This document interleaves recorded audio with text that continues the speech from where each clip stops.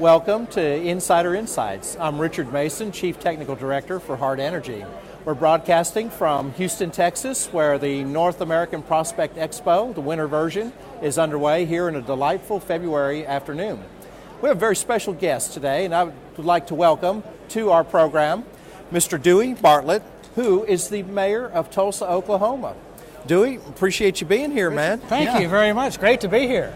Well, so far, what have you seen from NAPE? What's the word? Well, the crowds are even bigger than they were last year. Every year that I've been, of course, each year becomes more popular, more populous. But what's always incredible is it really brings the cream of the crop of the industry together. This one day, a day and a half. And people looking for deals, to make contacts, renew friendships, to see what the industry is doing throughout the world, throughout the country, in different parts of the country. It's just a fascinating time. It's great. You picking up any ideas here? Well, what we're doing is, of course, being mayor and being in the oil and gas business, what we're doing is we're trying to get people to understand that Tulsa is still a very, very good, significant city that should be considered for companies to move back to, or to open an office into, or look at the manufacturing side of all the different things that we build in the industry, engineering, drilling, all facets, and even education. Education is a very serious component of our industry as well, and Tulsa is no exception to being the cream of the crop to provide that opportunity. So that's the flag we're waving. Okay, one of the great things I remember about Tulsa is its role primarily in the contract drilling business. You got Helmerich and Payne there still, Unit Corporation there, yes. But also Parker Drilling, yep. Although I suspect they're maybe based out of Houston at this point. But what was it about Tulsa that attracted or developed those close ties to the energy industry? Well, I think it has to do with how the city was founded way back when. Our company, for example, we got started in Titusville, Pennsylvania. Then my grandfather moved the company and ended up coming to Tulsa following the various oil booms as they materialized in the early part of that century and settled in Tulsa.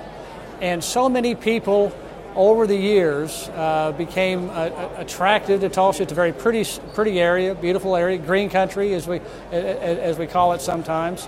But it brought together like-minded people that enjoy the drilling business, that enjoy the entrepreneurial aspect of the energy industry, a handshake deal, but being able to find serious amounts of oil and natural gas, oil especially, and make a good living at it, and then start a family. And that has been happening time after time, generation through generation.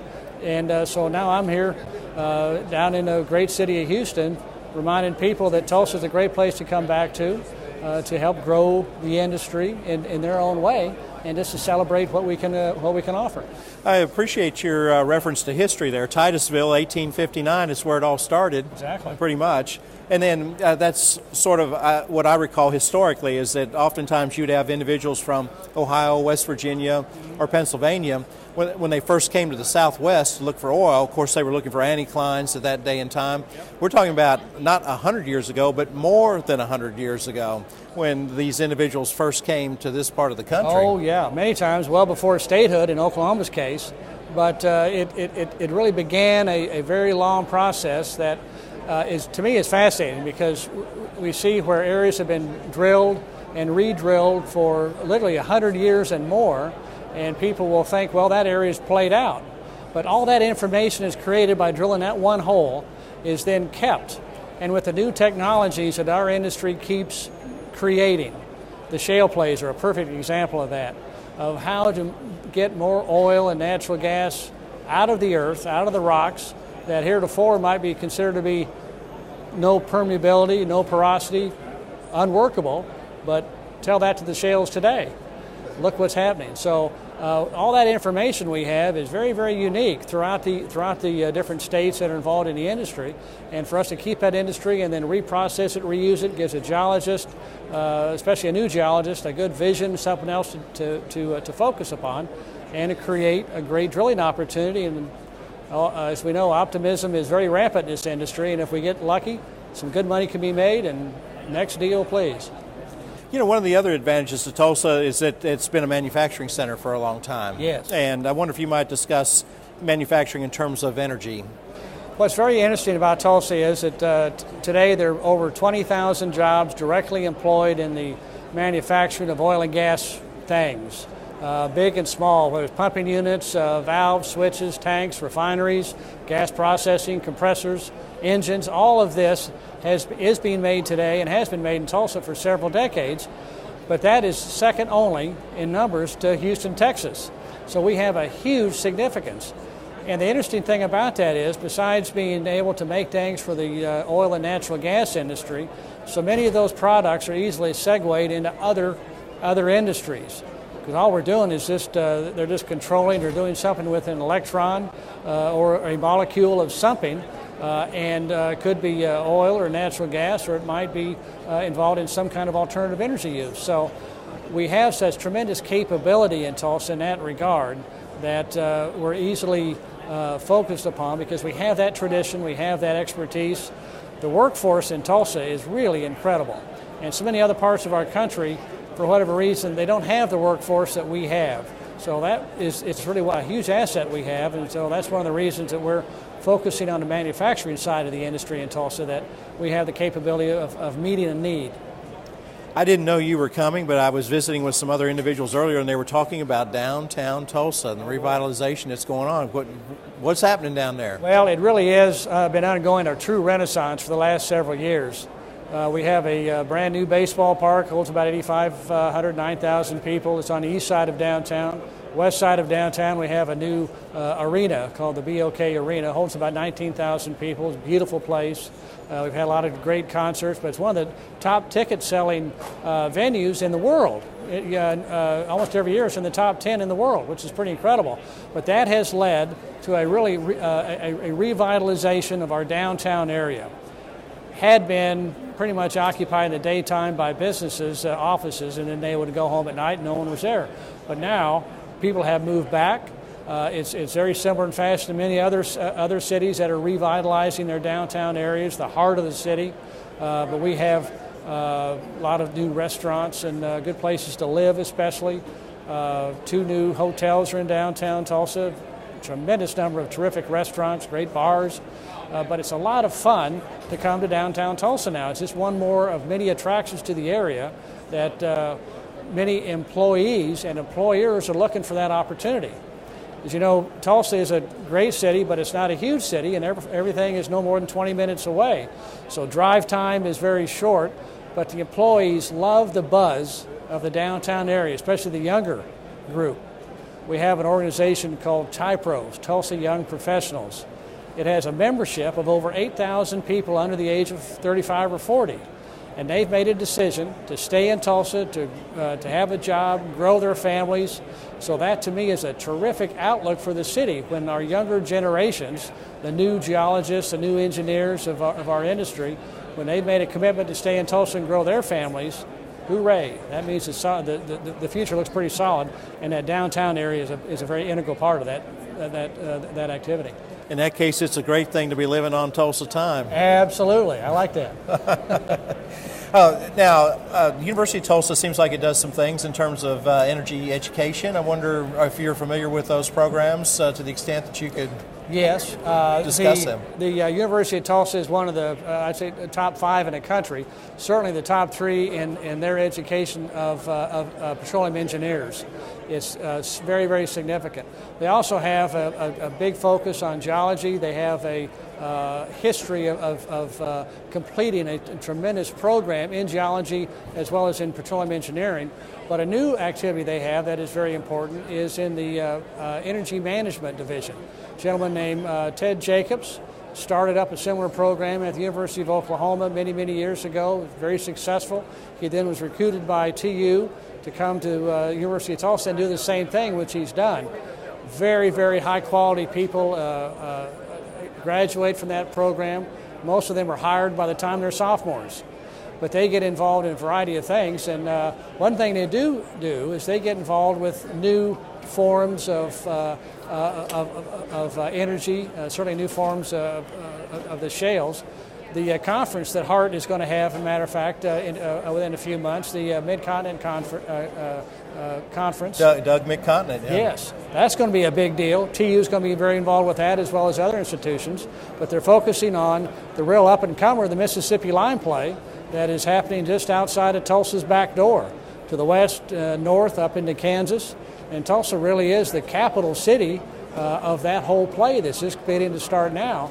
But the students and the graduates of the University of Tulsa, all the way across the board, are very interested in that conference and attending it, but also people that companies that have interest in that type of drilling, that new drilling, the information that's going to be given is going to be very, very, very interesting. It's going to be brand new data.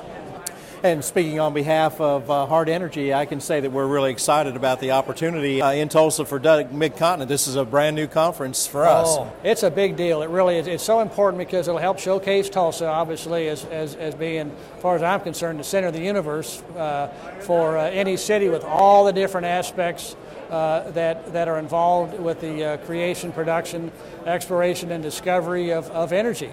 We have it all there. And we're very, very proud of that fact. Some places have more of it, but we have it in such a high level and a very, very sophisticated high level degree that does give an opportunity to a company to come to Tulsa and take advantage of our expertise to make their company grow better and to establish a mission that, in their view, is going to be very, very profitable to them down the road. Well, Mayor, I wonder if you might discuss a little bit about how you as a businessman decided to become active in politics. Mayor may be the best job there is in politics. Oh, I love it. It really is fun. I do a variety of things. Every day is a whole different ballgame. It really is interesting. You wake up at 5 o'clock and who knows what's going to happen, but it really is very interesting. I ran for mayor because I really feel that a person in the business community should be involved in elected office because they bring a different perspective that we don't often see in elected office. So that's why I ran, and fortunately I was able to win. And since my experience is in oil and natural gas, and I wanted to make sure that we have a very strong commitment to economic development and the ability to create that one job that helps that one family get out of a bad situation of poverty or lack of economic advantage, then hooray. That means that we've done a great thing and we provided a good service for our citizens. So economic development and job creation using the oil and natural gas industry as a vehicle, that's really the main reason I ran for mayor. Oh, congratulations on that. You do a good job as mayor. So. Well, we try hard, and I'm certainly considering running again, and hopefully I'll be successful then and carry on, because we do need to have consistency in that economic development message, and that's one thing that I'll be talking about soon as well. I wonder if you might discuss how the improvement in the energy markets, we're all geniuses at $95 oil out there, but how those improvements are impacting the community of Tulsa. Well, it's been a terrific impact, both economically. We have received most of our revenue in the city by sales tax receipts, sales tax revenue. That's probably 85% of our revenue comes from retail sales. So if people have more disposable income, they're going to be buying more things and going out to dinner more often, buying more items and using that disposable income. So the oil and gas industry, the employment that it has in Tulsa is huge. Almost 50% of our employment base, it's touched somehow by the energy industry. The significance of that is that it's usually the people that are employed in that industry get paid extremely well. Their families live well, they live well, and they spend money well. And if they're able to do that in Tulsa, if Tulsa continues to be as attractive in the future as it is now, then our future is very, very bright, and I'm very, very pleased to see that happen. The capability that the energy industry has for this country is simply amazing. I've had the good fortune of seeing all different aspects of energy creation, everything from watching natural gas become a very, very necessary part of our economy in a variety of ways, seeing how liquefied natural gas, the sale of it to countries like Japan and Korea, has a very positive impact to Tulsa, Oklahoma, a very direct impact. So when I went to Japan last year and had an opportunity to talk to the Japanese, they were very interested in who I knew in the natural gas business and who I knew that handled liquefied natural gas. And so we had a lot to talk about. Samson, Kaiser Francis Oil Company. There's just a variety of companies. We use those companies as good examples of what can happen. Laredo's a perfect example. Small company, but they get started and they grow, they have good luck, they have good management, they have good expertise, they work hard, become very successful, and each of their employees is paid very, very well. But they replicate that time and time again. We see big companies like Chesapeake and Devon, all the great things that they've done, but when you look back in their history, they all started with one person. And we see that time and time again in the independent oil and natural gas sector, and Tulsa is certainly no exception to that. We have several companies now that have 100, 50, 200, 300 employees that are growing like gangbusters and are making a lot of money and are very, very, very successful. And then that's something. People like... And happen to be in some of the best plays. You mentioned the Mississippi Line, but when I think of Laredo, I'm thinking of the Klein Shale. I mean, they were the first mover on that in the Midland Basin out in West Texas, which, that's one of the places you want to be over the next 5 years. Absolutely, and they've got enough land that's going to give them drilling opportunities for decades. I mean, it's just amazing. New Dominion, another company in Tulsa where they really pushed the dewatering of the Hunting Shale and the Hunting Lime. And they took a lot of risk. They thought, well, this is crazy. But boy, what they've done is they've done a very, very good job of making a lot of production, a lot of oil, a lot of natural gas. But all these new ideas that people are able to risk a significant amount of money on, but they have a vision. They understand that if they do have success, boy, then they're really going to do well. But we see it time and time again in this industry. That's why it's so much fun to be involved with it. Well, what do you recommend for those of us coming to Doug Mid-Continent in Tulsa? Well, I think you need to come early and often. I mean, it has become a very, very popular venue to come to. I know that coming to Tulsa a day or two ahead of time, there's a lot to learn, a lot to see. But I'd suggest that people come early and stay a little bit late because they're going to meet a lot of people. And as you know, making good contacts and learning new information. The industry is always good about sharing information and learning that information and taking it home and then thinking, hey, here's a great opportunity. If I come back to Tulsa, open up a small office and take advantage of this expertise, we should really have an opportunity to make a real company here. That's what people need to take home with them today. Well, Mayor, we appreciate you being here. Honored guest at Insider Insights, and Tulsa, it's a great town. I've always enjoyed visiting there. Look forward to seeing you in April. Well, thank you very much for the opportunity. I really enjoyed this. A great opportunity to tell people all about Tulsa and certainly to really help promote the Doug Mid-Continent. What a great opportunity that's going to be for everybody. Well, there you have it from the mayor of Tulsa, Oklahoma. So you know it's true. Absolutely. I'm Richard Mason with Hart Energy, signing off from North American Prospect Expo. Thank you.